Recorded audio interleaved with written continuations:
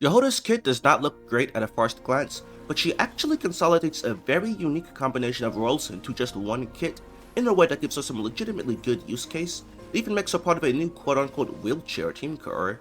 So in today's video, we'll go into that and what team she is and isn't looking to be good for. Do just keep in mind that I calculate at a higher standard than most theory crafters, so my numbers are likely going to be higher than what you're used to seeing. But first, if you're planning to pull for any of the current or upcoming characters, you'll want to check out today's sponsor, Top Up Live. Top Up Live is a third-party top-up center that lets you top up on Genesis crystals and Welkin moons at a large discount compared to the in-game prices. When you go to Top Up Live, you'll just search and select the Genshin Impact, and you'll see all the current discounts they have available, with discounts of up to 28% off compared to the in-game prices. They even have special bundles for enough crystals to guarantee the current rate of characters. Topping up is fast and secure. All you have to do is put in your in-game user ID and your server, and your Genesis crystals will be delivered straight to your account in seconds. If you got first-time buyer bonuses available, you'll still get those as well. So use my link in the description and pinned comment with my code Noir, and you'll get an additional 12% discount. Thank you, Top Up Live. Now back to the video. Alright, to briefly summarize, Jahoda's kit, she's a 4-star anemo unit from Notcry, so she counts towards your Moonsign level, but unfortunately she does not enable a lunar reaction. Her skill does anemo damage on cast, then we'll have Jahoda running around for a few seconds before she then creates a turret. This turret will attack every 2 seconds, dealing damage of the element that it absorbed rather than anemo damage, and it will apply the element each time as well, lasting 20 seconds. Her burst functions similarly. Cast it and Jahoda will do an instance of anemo damage and create a turret that does damage over time of the absorbed element and not anemo, with a shorter duration and slower application than the skill, but both can exist at the same time. The turret also continuously heals both the active character and party member with the lowest HP. Party members healed by Jahoda will have their elemental mastery increased by 100. Jahoda's C6 is also a noteworthy part of her kit. After her skill is fully charged and creates its turret, all captives from Notcry or the party gain 5 crit rate and 40 crit damage. The C6 makes it seem like Jahoda is an extremely niche buffer only to Notcry DPS, so that being Flins and Nefer, but she's not actually very good with them. Her burst costs 70 energy and has an 18-second cooldown, while Flins and Nefer ideally perform 16-second rotations. For Flins, the buffing Jahoda provides even at C6 compared to Sucrose is nowhere near enough to justify the long rotation. And for Nefer, Jahoda likely doesn't even work here because she needs to absorb an element to fill up her skill, which is needed to get her C6 buff. You're almost certainly going to have a Dendro Aura all the time after the first rotation, leaving no Hydro Aura for Jahoda to absorb. Even if we assume this does somehow work, the rotation time makes it not an upgrade over other sustain slots like Kuki for Nefer. So if Jahoda is a niche buffer for Notcry DPS but she isn't even good with Nefer and Flins, doesn't that make her useless? Well, there is kind of a third Notcry DPS, just an off-field one, in Nefer. And Nefer is capable of doing some of the highest, if not the highest, sub-DPS damage in the entire game. And there are many teams where you can use her that aren't negatively affected by 18-second rotations. On top of that, Jahoda is a healer, so for the Hydro slot needed here, we can use Farina, and this creates a 3-woman team core where you get tremendous sub-DPS damage from a Nefer, a good amount from Farina as well, plenty of long-lasting Hydro application from Farina and Jahoda together, basically a pseudo double Hydro core despite only being one Hydro unit. Then you have Farina having good fanfare for her damage bonus buff thanks to Jahoda's healing, Arcwood Electro application from a Nefer, VV Reshret both Hydro and Electro, Ascended Gleam, and a good amount of EM buffing between Jahoda, 4-piece Silken Moon Serenade, and the Nefer's Burst. The sub-DPS damage here is so high, you can slot almost any on-fielder here basically as an on-field sub-DPS, and it will be strong. For many, this can actually be a pretty good upgrade for their existing teams, or at least a side grade, particularly if they can make a good use from the buffs and or Hydro application, and do not have to sacrifice much compared to the existing teams to be used here. Let's take a look at these. First, there's Pyro DPS that don't need a second Pyro. The double Hydro application from Farina and Jahoda will be enough for most, if not all of them, to vape, while also getting overloads from a Nefer as well, and all that EM buffing going to great use for both reactions. Hu Tao's best team is already somewhat similar to this, using Aino plus Yelan for the Hydro, so we're basically just giving her a new double Hydro core for this. If Jahoda is not C6, it's about equal to her current team, but if you do end up getting a C6 Jahoda, then this is a pretty big upgrade. Do note that this does rely on Farina's plus Jahoda's Hydro actually being enough for Hu Tao, which it might not be. Hu Tao requires the most Hydro out of all on-field Pyro DPS, so this could possibly not be enough. We'll have to see in post-release, but I do believe it should work. Lenny, he can vape even with solo Hydro Farina, so this definitely works for him. As solo Pyro, he will not be able to burst every rotation, but that's perfectly fine. Just replace the burst with a 5th charged shot every other rotation. This is an upgrade over Lenny's existing teams, even without Jahoda at C6. This is also looking to be a good upgrade over double Cryo Melt for Yoimiya, even without Jahoda's C6, so having that C6 would put it even further ahead.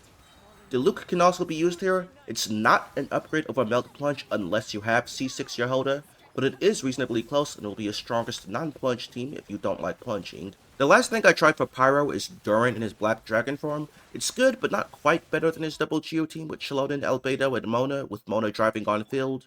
But Pyro aside, this team core also makes sense for some Electro DPS. They'll be benefiting from the VV Res Shred, and double Electro can allow an Nefer to burst every rotation, plus an Nefer is also a great battery for your Electro on-fielder. Some Electro DPS can even make good use out of the Elemental Mastery buffs. For example, Miko has some decent Elemental Mastery scaling, and paired with a Nefer is basically a way better official for her. You just space out a Nefer skill and burst, and she'll blast for the long 25-second rotations that Yai likes to perform. Since you can get Yai's C1 from the permanent event, I also have her at C1 in this Calcs, so she doesn't need any ER at all. And note, I'm not 100% confident in the amount of into Cs I have Yai on here.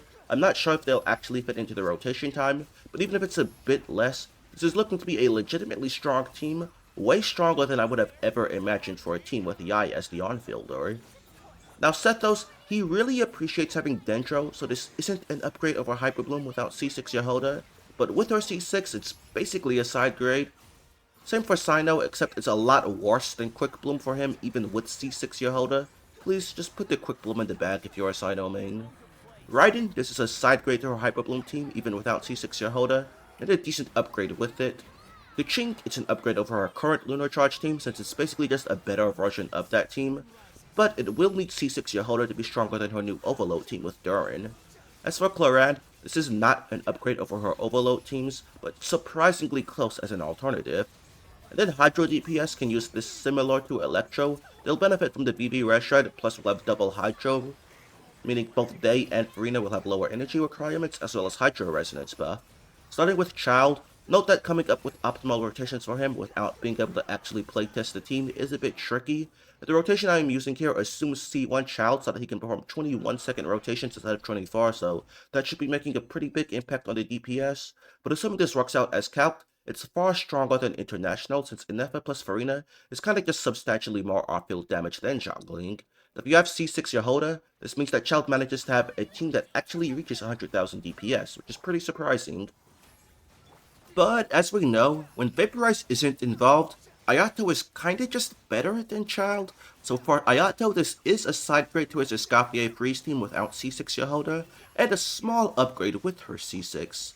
And for Nouvellette, this will not be an upgrade over his current existing teams like Hyperbloom, but it's certainly a decently viable option nonetheless. But speaking of Hyperbloom, using a Dendro on the last slot will make a Hyperbloom team. I tried to look into this with Tarnari, but 18-second rotations just aren't good for him. Alhaitham might be able to do something good with this, but at the moment, I'm not sure what the rotation would be. We'll have to revisit this in post-release. A Dendro that does make sense here, though, is Llama. For this calc, I'm assuming with Llama on-field driving, you get 16 effective Hyperblooms per rotation. With double Hydro application from Farina plus Jahoda, you're able to maintain Lunar Charge Thundercloud the whole time. If so, this is pretty solid, around the same general power level of most Llama driver Hyperbloom teams. And that's all the teams I looked into for this.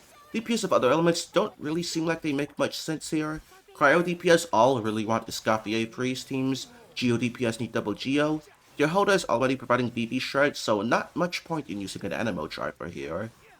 But now that we know Jahoda's teams, let's quickly go over how to build her. For artifacts, as you'd expect, you'll almost always want her on 4-piece VV, but if you don't need it on your team for whatever reason, just use her on whatever the next best support set your team can use is, like a Silken Moon Serenade, Instructors, or you can even use Tenacity of the Millilith, since her skill hits every 2 seconds. And for the main stats, her healing skills off attack, so use Attack Sense and Goblet. It did not advise a crit circlet if using Favonius. If not, you can use a healing bonus circlet for even more healing if you want. And speaking of weapons, her best one is going to be Elegy for the end, as it'll be giving her even more buffing. If not using Elegy, in most scenarios you'll just want to use Favonius for team energy. If you don't need Favonius on your team, there's also a new event bow coming in 6.2 that'll give a good amount of energy recharge and attack percent, so just use that. Lastly, since Jahoda is a 4-star, it's important to know how necessary her constellations are or aren't. Aside from C6, none of them really do that much. C1 makes her skill have a chance of bouncing onto additional enemies in AoE, so better AoE application, but doesn't really do anything for single target. C2 lets her get 2 buffs from her A1 passive instead of just 1, but the passive isn't that important. The only one that really does much good is Electro, as that'll give her an additional burst turret for a bit more Hydro application, but that shouldn't be needed. C4 gives some energy refund when using our burst, but that's also not really needed. Then C6, as mentioned before, gives all non-card characters on the team 5 crit rate and 40 crit damage. This will typically increase Nefer's damage by around 18%, which is great, but probably not worth going out of your way to try and get, since there's no way to guarantee it. But as we saw in the Calcs earlier, Jahoda is good even at C0. That's basically everything. In short, Jahoda's unique world consolidation allows a team core of her, Nefer, and Farina to be a really powerful new team core that can basically carry any on-fielder as long as that character can fit in without missing out on too much compared to their other teams. As we saw with the Calcs, most on-fielders here do less than 30% of the team's total damage, and basically none of them are doing more than 50%. So it's quite fair to call this a wheelchair, as the on-fielder is basically just an on-field sub-DPS to the main DPS in Nefer. This is a very unique use case for Jahoda, and it may be exploited further on once we get Columbina. If Columbina is an off-field Hydro unit like most expect, then using Jahoda plus Columbina would be a Seto double Hydro car plus Ascended Gleam without needing a Nefer or Farina, so that could create a lot of new team possibilities since it's now with 2 woman cars instead of 3, so that's pretty cool to imagine. But I'm curious to know your thoughts though, so let me know in the comments. If you liked the video, please don't forget to subscribe for more. Also, feel free to join my Discord, link in the description. Thanks, goodbye.